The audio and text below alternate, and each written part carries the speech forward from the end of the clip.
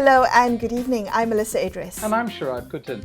Welcome to Consider This. This is the show where we want you to consider and then reconsider what you know of the news of the day. Recently, hundreds of veterans of Malaysia's armed forces held an assembly to call on the government to review the military pensions system. They claim that most of the over 300,000 military retirees are in the B40 income group and are living in poverty. Has the government taken the loyalty and sacrifices of these veterans for granted? Joining us on the show today is retired Air Force Major Rosy Jaafar. He is a former commander who pioneered the Royal Malaysian Air Force Special Operations Team, PASCAO, or Pasukan Khas TUDM. Major Mio, can we talk a little bit about the rally today? What was the reason? What caused the military veterans to organize the rally earlier this month? The rally actually was is because of the denial of the rule of law by the government on our rights, basically on the pension. But of course, there are many issues that were not been answered by the government. That made us feel that we need to alert the government and also to tell the world at large that we were being left behind in our welfare, and as compared to the other people in the country. As the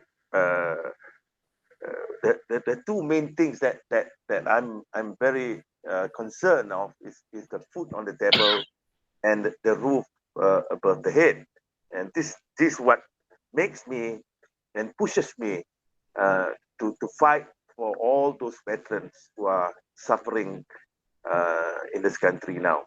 So, Mia, can you help us understand the impetus? Why, I believe it was 8 years ago that you and others began this fight, this campaign. What was happening at that point in time that prompted you to begin this campaign? Well, initially, it all started in 2013, where the government have increased the pay of the service personnel in the service, and our pension has not been adjusted or reviewed. This is not the first time, but it was the second time. The first time was in 2004, and after that in 2013, our pension was not reviewed, and the increase of pay in 2003 is about 60%, more than 60%, and the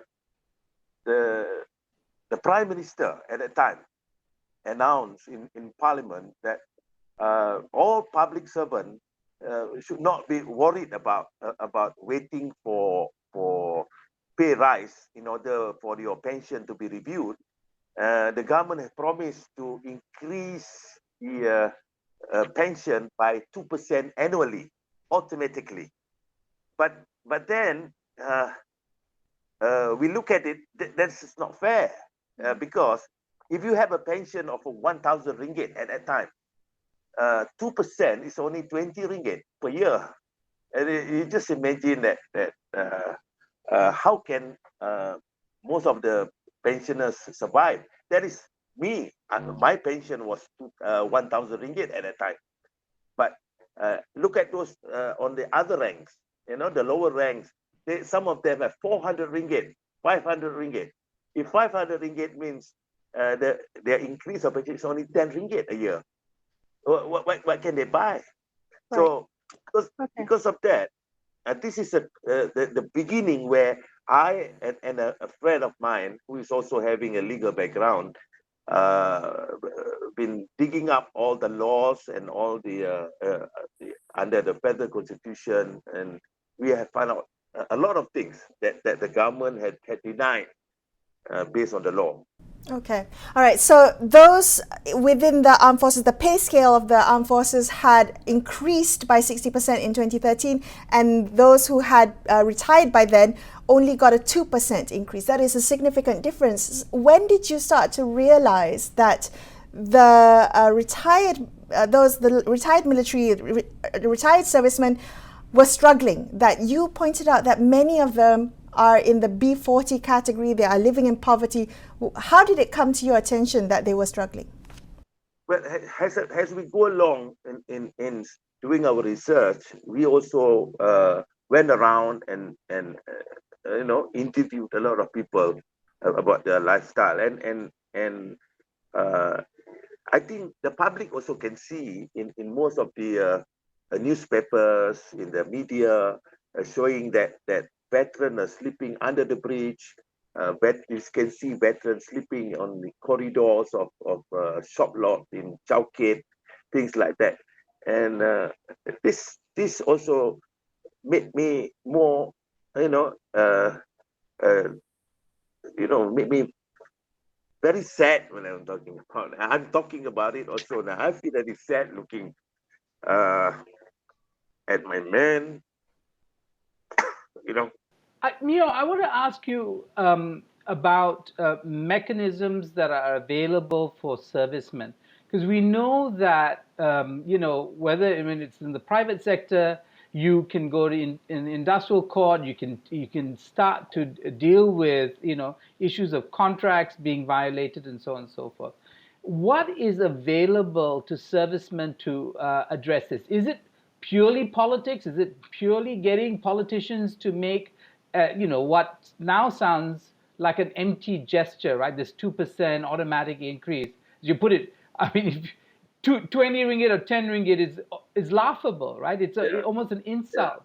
So the question is, what kind of mechanisms are available for servicemen to address what they think has been an injustice done to them? Uh, we are no more servicemen. We are veterans. You know, we are we are not even subjected to the Armed Forces Act. In the Armed Forces, if you are in this as a service personnel, there are provision where you can redress if you've been wrongly treated.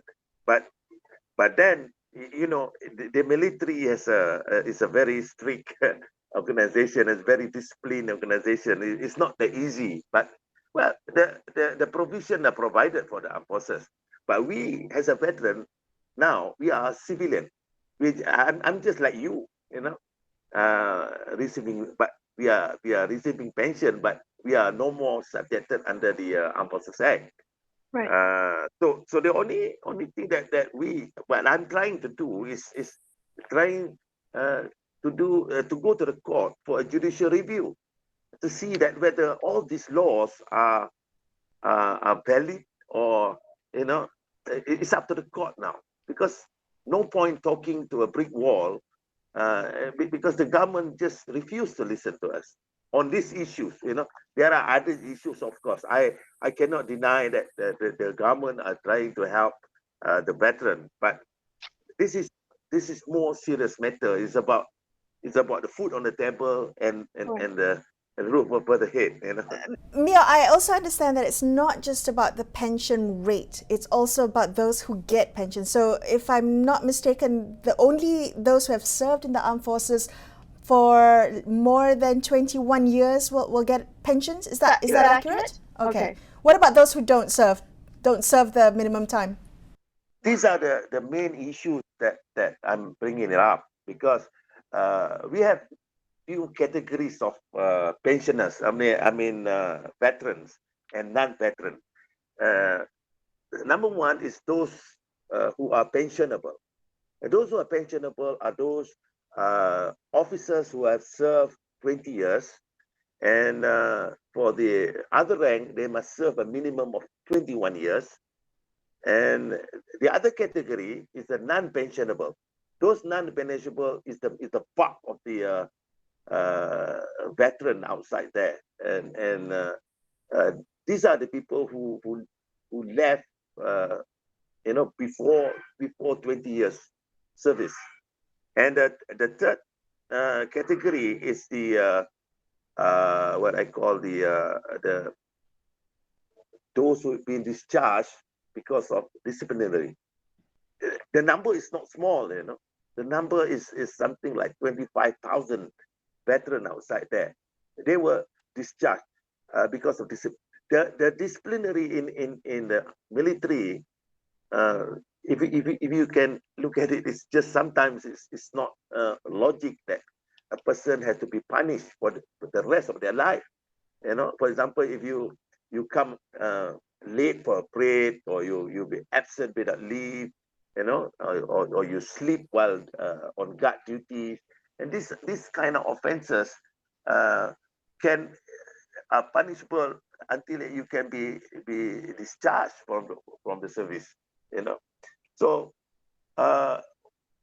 this kind of punishment, you know, they do not have any rights, you know, any right at all to get any compensation or anything. They get zero, you know, their pay, whatever thing, they just have nothing until the rest of their life, including their children and their spouse.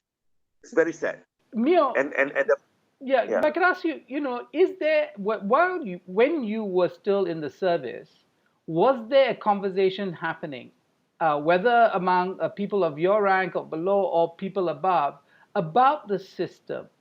Was there a concern that there was an injustice being done, whether it is to, as you put it, people who had been removed or booted out of the army? Perhaps, as you say, okay, there was an infraction in terms of discipline, but should they be punished for the rest of their lives, and and their service until that point disregarded? Was there a conversation within the military? Well, we are, we are in the military. We are quite independent. And for example, I was a commanding officer. You know, I have powers. Uh, uh, you know, given to me as a commanding officer to charge a person and to punish a person. Yeah, uh, I cannot say on behalf of other people, but uh, a lot of the commanders, they are not really concerned about the law. You know, most of them when they punish people, they look at the maximum punishment. Yeah, and the maximum punishment will give to this effect. You know, in the military law, there are many other punishments. You know, you can give extra duty, or you can, if the person steals, maybe you can deduct his pay 2 or 3 times the amount that the thing that he stole. You know, this kind of thing can be done, but sometimes it's more about personal. I never punish my men until they've been discharged. You know, I always groom them back and try to make them into a better person. That should be the way, you know. Right. But Okay, we're going to take a quick break here on the show. We'll come back and continue this conversation in just a couple of minutes. Stay tuned to Consider This. We'll be right back.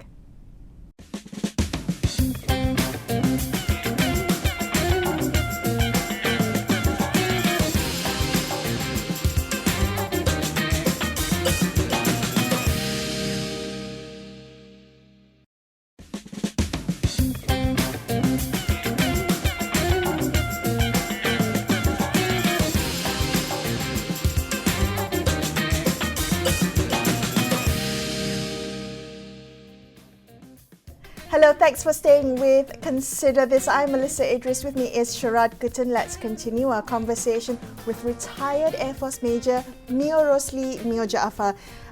This after the claim that most of the over 300,000 military retirees are currently in the B40 group and living in poverty. Can I ask you earlier, Mio, you said that you're no longer a serviceman, that there are certain rules that you are no longer bound by, but the welfare also is no longer, I guess, looked after by the Ministry of Defence. And I'm just wondering which ministry or agency is then accountable for veterans' welfare? When you leave the service, what then happens? who is responsible to or accountable for veterans' welfare? Well, basically, before 2012, the welfare of the veterans are taken care by the Ministry of Defense.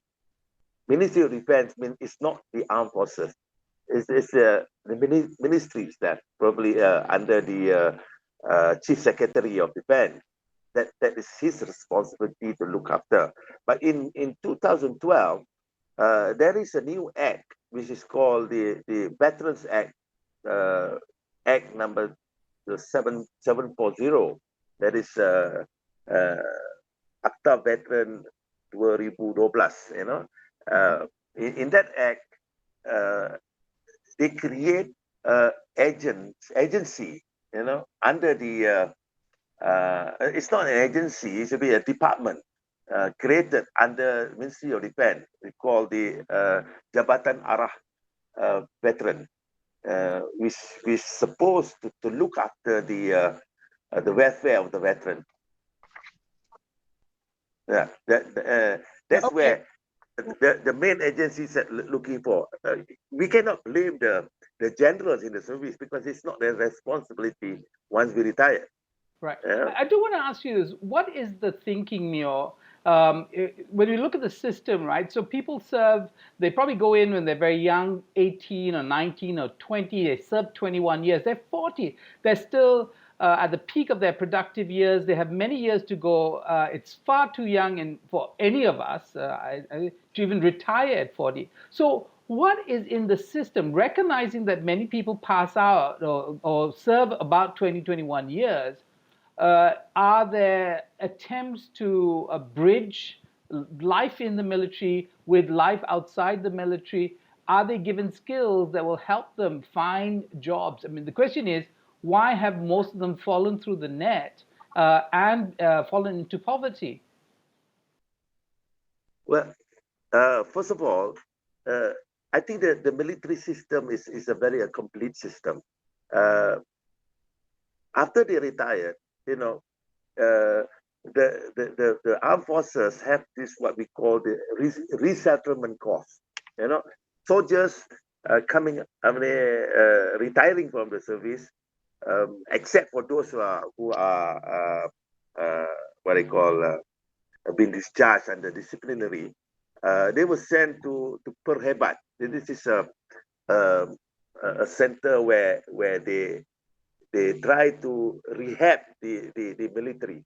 You just imagine, most of them join at the age of 17, you know, and they were trained to kill, you know, basically trained to kill, to defend the country, to become a soldier, and they have become so robotic, and over the years, and after they left, they're just like you know, they don't know what to do, even though they have a lot of experience in the military. Well, we are very holistic, you know, in the military. You name it, we have engineers, we have doctors, we have whatever, accountants. You just name it. We are a state within a state.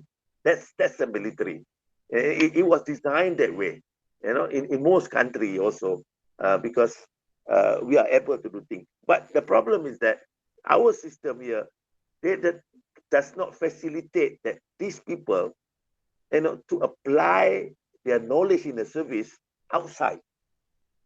You know, this is I don't know why, but of course there are some people who manage to do it, but I don't blame the soldiers, because maybe because of the system of the robotic system, you know. Okay, Mia, do you mean that the system does not equip them with the right skills? That there's no proper transition for when you retire from service to military to civilian life? There's no proper transition. Is that what you're saying? I'm not saying that in the military they have the skill, you know, they have the skill, but then to apply the skill in the civil world, because our method of doing things are different, you know. We are just like the boys are just like robotic, you know. You need to be told, you need to be guided, you need to be led.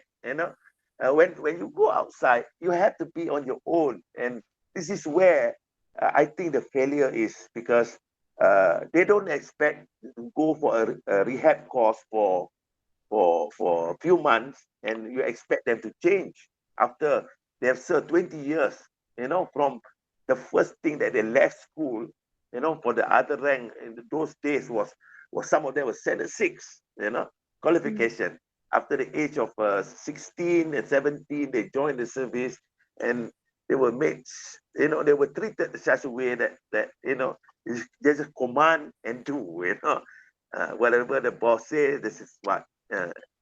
Black is black, white is white, and if they say white is black, also correct. Things Yeah, like that. so So, there's a question of organizational culture, I suppose, and that's what you're pointing to.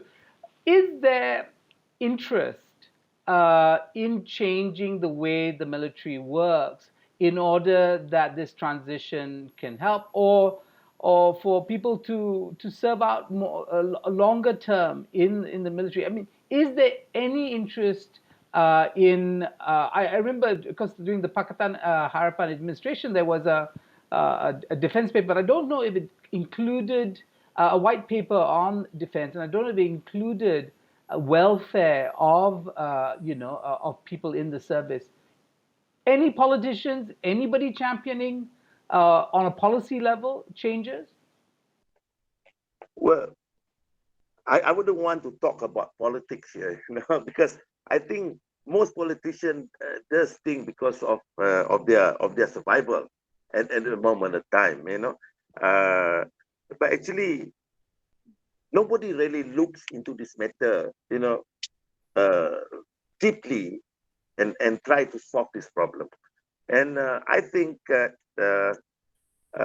it's not that the skill that they learn in the military is wrong, because Okay. I would not agree that the military works like a civilian, because we are military. But during the kursus pearihan, we call it rehab, the rehab course, the time is too short, and you cannot change a person who had been in a different state of mind for a long time within a few months, and you expect them to be able to work on their own. Right. You have to guide them. You have to Right. guide them until they can survive on their own. Mia, in the couple of minutes that we have left, can I ask you, I mean, you've highlighted these issues brilliantly, but what would you propose as a solution? You've highlighted the welfare of the retired, the pension system, the non-pensionable, the dismissed and retrenched soldiers. What then do you propose as a solution? We are not just asking blindly for what we are asking. I have a formula which the government should listen to me, because even the pension, I've been talking it in many medias that our pension are not from the taxpayers' money, and this our pension come from co-op. If you open up co-op website, then you can see how does it work. It's not even from the government operating, but the government is responsible to make sure that co-op will be able to pay our pension. That's number one. And number two is that the solution. I have all other solutions which the government says that deny it, because they just don't want to listen. And how can I do? I am prepared to explain a win-win situation on the government, how to solve this problem. But they have to listen to me. They cannot look at me as a threat to them. I'm not a threat to them. I never threat them. That's what's been they want. The minister been asking me to initially asking to debate with him or to meet him, and I agreed, and he disagreed after that. And then he asked me to debate with the cabinet. I said, okay, you can put the whole cabinet and debate with me. I'm not worried, because I'm prepared. I know what is the law, and I know what is the formula to solve this problem for once and for all. Okay, then. Thank you so much for joining us on the show. That was our conversation with retired Air Force Major Mio Rosli Mio Jaafar, wrapping up this episode of Consider This. I'm Melissa Idris. And I'm Sharad Kuttan, signing off for the evening.